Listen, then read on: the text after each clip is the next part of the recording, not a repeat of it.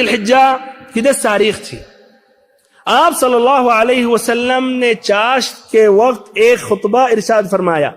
آپ صلی اللہ علیہ وسلم خچر پر سوار تھے اور آپ صلی اللہ علیہ وسلم کے ارشادات حضرت علی رضی اللہ عنہ لوگوں تک پہنچا رہے تھے.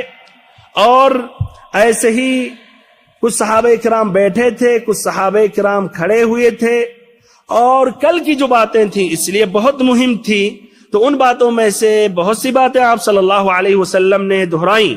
صحیح امام بخاری اور امام مسلم کی روایت ہے حضرت ابو بکرہ رضی اللہ عنہ سے کہ یوم النحر کے دن نبی صلی اللہ علیہ وسلم کھڑے ہوئے اور آپ صلی اللہ علیہ وسلم نے خطبہ دیا. فرمایا ان الزمان قد استدار كهيئته یوم خلق اللہ السماوات والارض. زمانہ گھوم پھر کر اپنی اسی دن کی حیعت پر پہنچ گیا جس دن اللہ نے آسمان و زمین کو پیدا کیا تھا.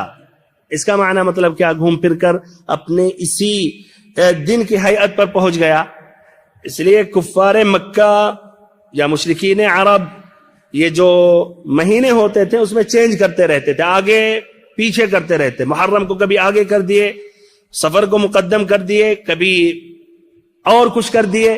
تو نبی صلی اللہ علیہ وسلم نے فرمایا کہ یہ ذوالحجہ کا جو مہینہ ہے وہ اپنے صحیح جگہ پر آ گیا, اس میں اب آگے پیچھے نہیں ہے. پھر آپ صلی اللہ علیہ وسلم نے کہا کہ سال 12 مہینے کا ہے جس میں 4 مہینے حرام ہیں, 3 مہینے پے در پہ یعنی ذی قعدہ, ذی حجہ, محرم, اور چوتھا جو حرام کا مہینہ ہے رجب جو جمادی الاخرہ اور شعبان کے درمیان واقع ہے. پھر اس کے بعد آپ صلی اللہ علیہ وسلم نے سوال کیا, کہا ای شہر ھذا, یہ کون سا مہینہ ہے؟ صحابہ کرام نے کہا کہ ہم نے کہا, صحابہ کرام نے کہا اللہ ورسولہ اعلم, اللہ اور اس کے رسول بہتر جانتے ہیں. پھر آپ صلی اللہ علیہ وسلم خاموش رہے. حضرت ابو بکرہ رضی اللہ عنہ کہتے ہیں یہاں تک کہ ہمارے ذہن میں یہ بات آئی کہ شاید آپ صلی اللہ علیہ وسلم اس مہینے کا نام بدلنے والے ہیں. تو پھر آپ صلی اللہ علیہ وسلم نے کہا الیس ذوالحجہ, کیا یہ ذوالحجہ کا مہینہ نہیں ہے؟ تو ہم نے کہا کیوں نہیں؟ پھر آپ صلی اللہ علیہ وسلم نے سوال کیا ای یوم ھذا, پھر آپ صلی اللہ علیہ وسلم نے سوال کیا ای بلد ھذا, یہ کون سا شہر ہے؟ ہم نے کہا اللہ ورسولہ اعلم, اللہ اور اس کے رسول بہتر جانے. پھر آپ صلی اللہ علیہ وسلم خاموش رہے. پھر آپ صلی اللہ علیہ وسلم نے کہا الیست بالبلدۃ الحرام, کیا یہ بلدہ حرام یعنی مکہ نہیں ہے؟ ہم نے کہا کیوں نہیں؟ پھر آپ صلی اللہ علیہ وسلم نے کہا ای یوم ھذا, یہ کون سا دن ہے؟ ہم نے کہا اللہ اور اس کے رسول بہتر جانتے ہیں. آپ صلی اللہ علیہ وسلم خاموش رہے, یہاں تک کہ ہم نے گمان کیا, ہم نے یہ سوچا کہ آپ صلی اللہ علیہ وسلم یہ آج کے دن کا نام بدلنے والے ہیں, آپ اور نام رکھنے والے ہیں. پھر آپ صلی اللہ علیہ وسلم نے کہا الیس یوم النحر, کیا یہ قربانی کا دن نہیں؟ تو ہم نے کہا کیوں نہیں؟ تو اس کے بعد آپ صلی اللہ علیہ وسلم نے کہا فَإِنَّ دِمَاءَكُمْ وَأَمْوَالَكُمْ وَأَعْرَاضَكُمْ حَرَامٌ عَلَيْكُمْ كَحُرْمَةِ يَوْمِكُمْ هَذَا فِي بَلَدِكُمْ هَذَا فِي شَهْرِكُمْ هَذَا. تو سن لو, تمہارا مال, تمہارا خون اور تمہاری آبرو ایک دوسرے پر حرام ہے جس طرح کی آج کے اس مہینے کی حرمت ہے, آج کے اس دن کی حرمت ہے اور اس شہر کی حرمت ہے. پھر آپ صلی اللہ علیہ وسلم نے فرمایا تم لوگ بہت جلد اپنے پروردگار سے ملو گے, تم لوگ بہت جلد اپنے پروردگار سے ملو گے اور وہ تم سے تمہارے اعمال کے متعلق پوچھے گا. لہذا دیکھو میرے بعد پلٹ کر گمراہ نہ ہو جانا کہ آپس میں ایک دوسرے کی گردنیں مارنے لگو.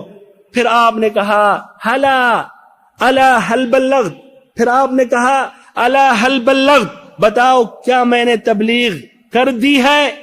صحابہ کرام نے کہا کہ نعم، کہ آپ نے تبلیغ کر دی۔ آپ صلی اللہ علیہ وسلم نے کہا اللہم اشہد، اللہم اشہد، اے اللہ گواہ رہ۔ پھر آپ صلی اللہ علیہ وسلم نے کہا جو حاضر ہیں وہ غائب، جو غیر موجود لوگ ہیں ان تک یہ خبر پہنچائیں، اس لیے کہ ایسا بھی ہوتا ہے کہ یہ خبر جو پہنچائی جاتی ہے پہنچانے والے سے زیادہ سمجھ رکھنے والا وہ شخص ہوتا ہے جس تک یہ خبر پہنچتی ہے۔ ایسے ہی ترمذی ابن ماجہ کی روایت میں یہ ہے کہ آپ صلی اللہ علیہ وسلم نے کہا یاد رکھو کوئی بھی جرم کرنے والا اپنے سوا کسی پر اور جرم نہیں کرتا ہے، کوئی بھی جرم کرنے والا اپنے سوا کسی اور پر جرم نہیں کرتا ہے، یعنی جو گناہ کرے گا اسی کو سزا ملے گی، دوسرا اس کا ذمہ دار نہیں ہوگا، دوسرے سے وہ حساب نہیں لیا جائے گا۔ باپ کی غلطی ہے تو صرف باپ کا مواخذہ ہوگا، بیٹے کا نہیں، اور بیٹے نے اگر غلطی کی ہے، گناہ کیا تو اس کا مواخذہ ہوگا، نہ کہ باپ کا مواخذہ ہوگا۔ پھر ایسے ہی آپ صلی اللہ علیہ وسلم نے ایک بہت مہم بات کہی، کہا یاد رکھو شیطان اب مایوس ہو گیا کہ اس کی اب عبادت کی جائے گی تمہارے اس شہر میں، لیکن اپنے جن اعمال کو تم لوگ حقیر سمجھتے ہو ان میں اس کی اطاعت کی جائے گی اور وہ اسی سے راضی ہوگا۔ سبحان اللہ، یہ بھی نبی پاک صلی اللہ علیہ وسلم کا ایک معجزہ ہے۔ آج جو اہل توحید ہیں جن کو اللہ تعالیٰ نے بدعتوں سے، شرک سے نجات دی ہے، ان کے درمیان یہ کشاکش، آپس میں اختلاف، آپس میں ایک دوسرے پر سوء ظن رکھنا، ایک دوسرے کے خلاف یعنی آوازیں اٹھانا، یہ زیادہ باتیں پائی جاتی ہیں۔ ہمارے بھائیوں، تو ہم شیطان کو راضی نہ کریں بلکہ اللہ رب العزت کو راضی کرنے کی کوشش کریں۔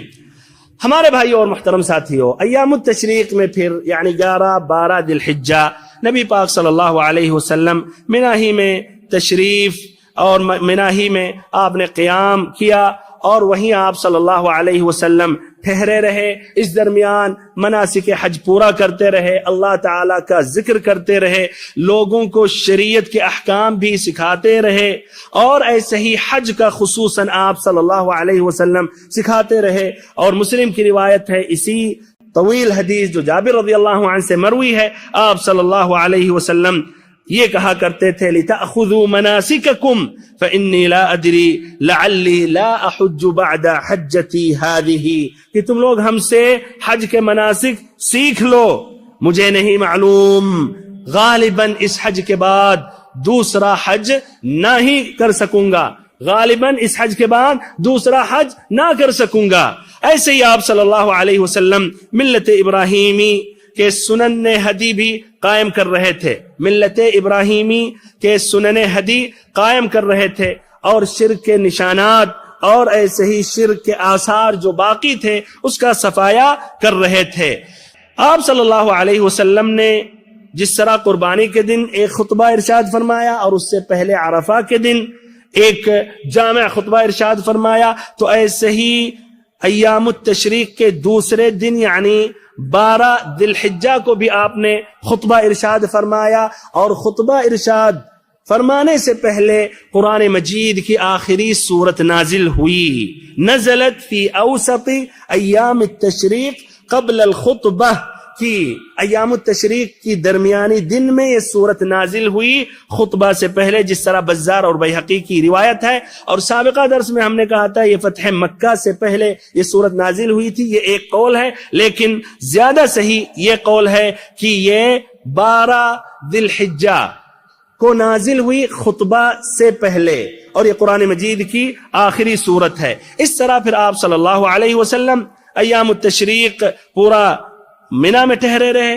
13 ذی الحجہ کو آپ صلی اللہ علیہ وسلم منی سے نکلے اور وادی ابطح کے خیف بنی کنانہ میں جا کر آپ نے قیام فرمایا، وہاں ظہر، عصر، مغرب، عشاء کی نماز پڑھی۔ عشاء کی نماز پڑھنے کے بعد آپ سو گئے، پھر اٹھے اور آپ صلی اللہ علیہ وسلم حرم شریف داخل ہوئے، یا حرم شریف میں داخل ہوئے اور آپ نے پھر اس طرح طواف وداع کیا، اور طواف وداع کرنے کے بعد آپ صلی اللہ علیہ وسلم نے پھر مدینہ کا رخ کیا۔ مکہ کی یہ آخری زیارت تھی، اور اس کے بعد آپ صلی اللہ علیہ وسلم نے مدینہ کا رخ کیا اور مدینہ پہنچے۔ مدینہ پہنچنے کے بعد آپ صلی اللہ علیہ وسلم وہیں آپ نے قیام فرمایا، اور اس درمیان آپ نے وفود کا استقبال کرتے رہے، اور پھر کچھ ہی دیر کے بعد آپ صلی اللہ علیہ وسلم کو بیماری لاحق ہوئی، اور یہ بیماری بڑھتی گئی یہاں تک کہ آپ صلی اللہ علیہ وسلم اس دنیا سے رخصت ہو گئے۔ آپ صلی اللہ علیہ وسلم کی جو آخری فوجی مہم تھی، یا آپ صلی اللہ علیہ وسلم نے جو آخری فوج یا آخری لشکر تیار کیا، اس کا میں ذکر کر رہا ہوں، اور اس کے بعد اپنی میں بات ختم کر رہا ہوں۔ ابھی بھی رومیوں سے نبی پاک صلی اللہ علیہ وسلم مقابلہ کر رہے ہیں۔ یہ آخری بھی فوج جو بھیجی گئی، اس کا بھی مقصد تھا رومیوں کا مقابلہ کرنا، اور اس کی ایک اہم وجہ یہ تھی کہ معان کے رومی گورنر حضرت فروہ ابن عمرو جذامی رضی اللہ عنہ نے اسلام قبول کر لیا، اور یہ رومیوں کا یہ گورنر یہ تھے۔ اسلام جب قبول کیا تو اس کو رومیوں نے قتل کر دیا، تو نبی صلی اللہ علیہ وسلم نے چاہا کہ ان کو یہ احساس دلایا جائے کہ مسلمان اتنے کمزور نہیں ہیں، اور وہ بھی جو مسلمان ہو رہے ہیں، اسلام قبول کر رہے ہیں، ان کو بھی ایسے ہی نہیں چھوڑ دیا جائے گا، مسلمان ان کا ساتھ دیں گے، المسلم اخو المسلم۔ اس لیے آپ صلی اللہ علیہ وسلم نے ایک لشکر تیار کیا، اور اس لشکر کا سپہ سالار حضرت اسامہ ابن زید رضی اللہ عنہ کو نبی صلی اللہ علیہ وسلم نے مقرر کیا۔ اور ان کی سپہ سالاری کے متعلق کچھ لوگوں نے یعنی نقطہ چینی کی، تو نبی صلی اللہ علیہ وسلم نے کہا کہ اگر تم لوگ ان کی سپہ سالاری پر طعنہ زنی کر رہے ہو تو اس سے پہلے ان کے والد کی سپہ سالاری پر طعنہ زنی کیے تھے، اور رب العزت کی قسم وہ اس کے اہل تھے، اور میرے نزدیک محبوب ترین لوگوں میں سے تھے، اور یہ اسامہ بھی میرے نزدیک محبوب ترین لوگوں میں سے ہیں۔